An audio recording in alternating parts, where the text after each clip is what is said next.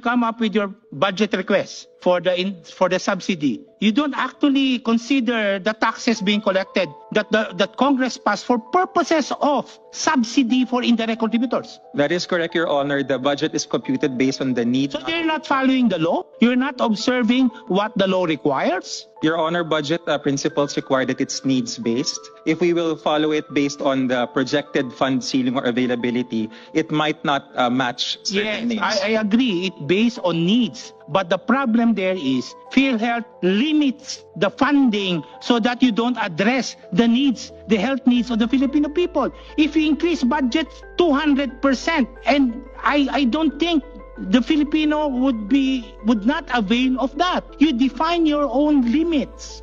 The Congress allocates budget or collects taxes, provides for collection of taxes to answer for the subsidy of PhilHealth for indirect contributors. Now, when you request money for subsidy, ang ibig mong sabihin, hindi mo papakailam yun, hindi mo naiintindihin yun, gagawa ka ng sarili mong formula because you have limited understanding there's a limited need of our people for health. Your Honor, the current administration agrees with your observation, which is why this particular case under litigation has been the signal it has been using to increase the benefits. Ang tagal na po, 10 taon. So therefore, if the current administration recognize that, very thank you. And therefore, they should bring back the money back to PhilHealth. Your Honor, the reason why the administration recognized it because for the longest time, the corporation has thought it will always get money because of the guarantee of sin tax. Precisely, whatever would be, whatever is that. As long as the government recognizes now, it is now incumbent on the part of the government to return the 60 billion that was transmitted already